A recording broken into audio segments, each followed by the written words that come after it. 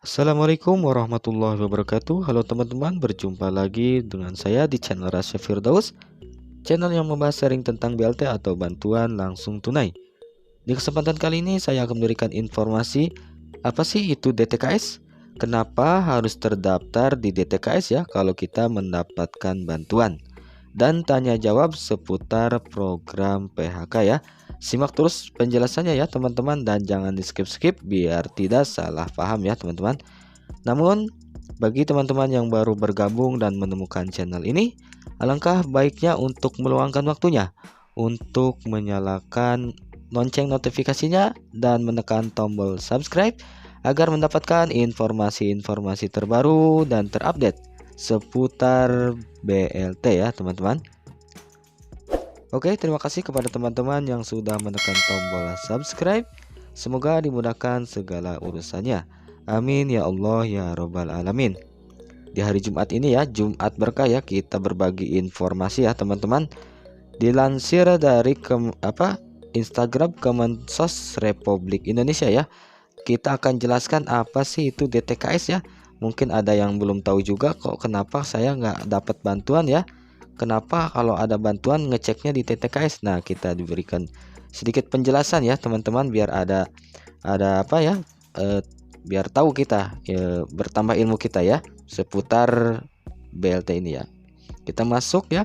Nah, banyak banget yang menanyakan ya dari Mensos di kolom komentar, gimana sih cara mendapatkan bantuan sosial dari Kemensos Republik Indonesia. Nah, ini yang sering ditanyakan oleh teman-teman ya. Ya, yang pertama saya jelaskan dulu. Nah, ini DTKS itu apa ya? Sebelum tahu cara mendapatkan bantuan sosial, sobat sosial harus tahu dulu yang namanya DTKS. Nah, sebelum kita mendapatkan bantuan, apa sih itu DTKS? Nah, DTKS adalah data terpadu kesejahteraan sosial ya, yang meliputi pemerlu pelayanan kesejahteraan sosial atau PPKS, penerima bantuan dan pemberdaya sosial, serta potensi dan sumber kesejahteraan sosial PSKS. Data DTKS memuat 40% penduduk yang mempunyai status kesejahteraan sosial terendah. Jadi ini data DTKS itu adalah data ya bagi warga ya yang mungkin disebutnya agak rentan miskin ya teman-teman, maaf ya, agak jadi kurang mampu. Jadi datanya ini sekitar memuat 40% penduduk yang mempunyai status kesejahteraan sosial. Kemudian, jika sudah masuk ke dalam DTKS, apakah otomatis akan mendapatkan bantuan sosial?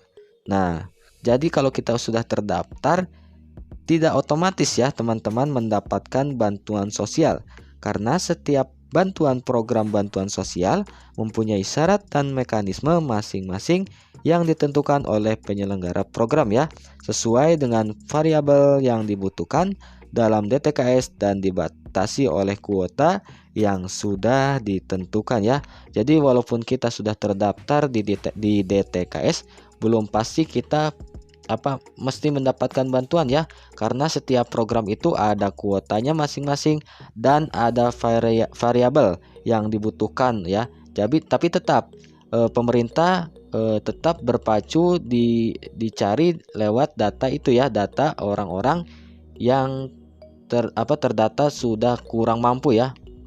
Lalu apa gunanya terdaftar dalam DTKS? Nah, ini ya teman-teman, berdasarkan Undang-Undang Nomor 13 Tahun 2011 tentang penanganan fakir miskin, menjelaskan bahwa program pemberdayaan dan bantuan sosial harus mengacu pada data terpadu dikelola Kementerian Sosial yang sekarang disebut DTKS. Nah, ini menjelaskan bahwa tentang penanganan fakir miskin ya teman-teman.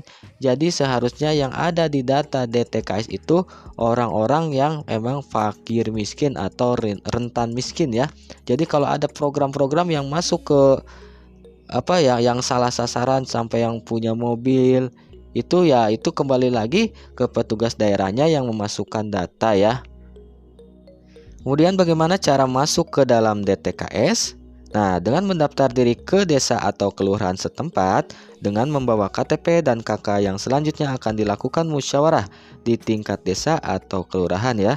Kemudian diserahkan kepada dinas sosial untuk dilaporkan kepada bupati atau wali kota hingga diteruskan kepada menteri sosial ya.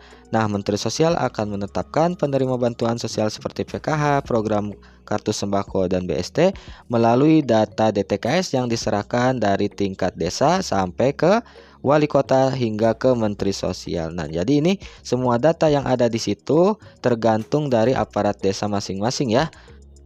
Oke teman-teman, ini ada tanya jawab seputar PKH di link Kemensos PKH ya teman-teman. Salah satu pertanyaan yang sering ditanyakan oleh masyarakat kepada kami, selain pertanyaan itu masih banyak sekali pertanyaan lain seputar bantuan PKH yang sering dipertanyakan. Pak, saya keluarga kurang mampu, bagaimana caranya saya bisa dapat bantuan PKH? Nah, itu yang sering dipertanyakan ya teman-teman. Kami mencoba menjawab beberapa pertanyaan yang kerap menjadi keresahan masyarakat. Nah, jika ada pertanyaan lainnya silakan tulis di kolom komentar ya teman-teman. Nah, yang pertanyaan pertama tanya jawabnya yaitu, Pak, saya kok tidak dapat PKH ya, padahal saya keluarga yang tidak mampu. Bagaimana caranya biar dapat uang PKH ya, bantuan PKH? Nah, jawabannya yaitu sesuai Undang-Undang Nomor 13 Tahun 2011, bagi masyarakat kurang mampu yang belum mendapatkan bantuan sosial maka harus melapor ke lurah atau kepala desa. Secara bertahap ya, lurah mengajukan ke dinas sosial, kabupaten atau kota, lalu Kementerian Sosial untuk diusulkan sebagai keluarga penerima manfaat PKH ya. Nah, jadi tetap kalau kita ada orang tidak mampu ya, kok tidak dapat. Nah, kita usulkan saja. Usulkan langsung ke kelurahan atau ke desa bahwa keluarga ini atau keluarga kita tidak mendapatkan bantuan PKH. Jadi mungkin bisa aja yang nanti di kelurahan yang sekiranya tidak ini tidak harus mendapatkan nih, udah mampu lah, bisa dicoret diganti dengan nama kita datanya itu. Nah ya, tapi tetap itu keputusan dari petugas desa sama kelurahan ya. Kita cuma berusaha saja dan berdoa ya teman-teman. Terus bagaimana cara untuk mengecek saya dapat bantuan PKH atau tidak? Nah, ini untuk pengecekannya ya. Jawabannya, untuk mengecek kepesertaan bansos bisa melalui web cekbansos.kemensos.go.id.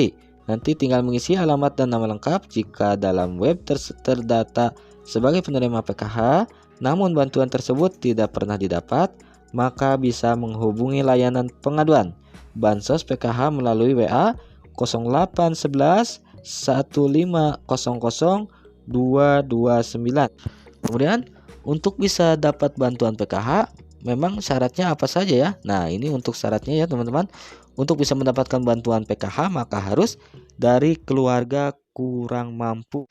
Kedua, mempunyai kakak. Ketiga, terdaftar dalam data kemiskinan atau DTKS. Nah, inilah kembali lagi ke DTKS yang tadi ya, karena datanya diambil dari DTKS rata-rata itu teman. Kemudian yang keempat, memiliki setidaknya satu dari komponen keluarga: balita, ibu hamil, anak sekolah dasar, SMP SMA, lansia 70 tahun ke atas, dan disabilitas berat. Nah, itu ya, ada kriteria dari situ ya. Kemudian memang jumlah bantuan PKH yang diterima itu berapa sih ya? Nah, ini penjelasannya ya. Setiap keluarga berbeda-beda tergantung pada komponen keluarga yang dimiliki atau yang dimilikinya ya.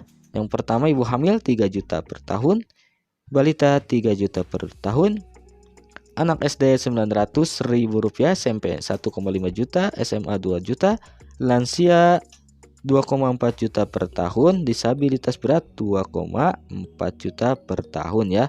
Bantuan disalurkan dalam 4 tahap ya, 3 bulan sekali. Jadi nggak sekaligus ya, ketar kaget lagi mendapatkan uang sebesar itu ya.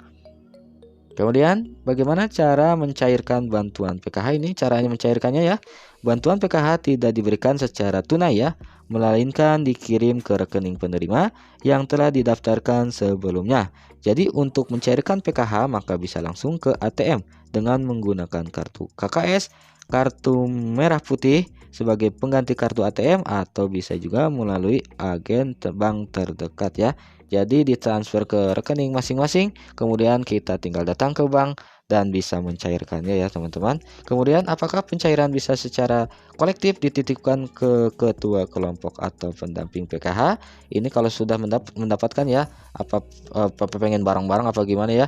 Jawabannya tidak boleh. Nah, ini sering terjadi, ini ada kolektif pencairan uang PKH, ini terjadi, suka sering terjadi ya teman-teman. Habis itu takutnya ada potongan-potongan yang tidak diinginkan, karena seharusnya itu langsung ya teman-teman, kita sendiri yang ke ATM. Kalau tidak, didampingi kita dengan saudara kita, yang kalau orang tua kita yang dapat, dampingi dah dengan anak ya. Jadi tidak ada potongan apa-apa ya. Kemudian bantuan PKH harus diambil sendiri ya oleh KPM PKH yang bersangkutan. Tidak boleh diambil oleh orang termasuk pendamping. Nah, ini pendampingnya juga tidak usah ya. Sekalipun karena kartu KKS berfungsi sebagai kartu ATM, maka tidak boleh ada yang tahu PIN ATM kecuali yang punya. Hal itu untuk mencegah adanya pemotongan. Nah, adanya pemotongan dari orang-orang yang tidak bertanggung jawab. Kartu KKS harus dipegang oleh yang punyanya ya. Nah, jadi tidak ada kolektif-kolektifan ya. Kalau nanti maksudnya takutnya ada potongan. Itulah sedikit informasi dari saya. Semoga informasi ini bermanfaat ya. Kurang lebihnya mohon maaf. Wassalamualaikum warahmatullahi wabarakatuh.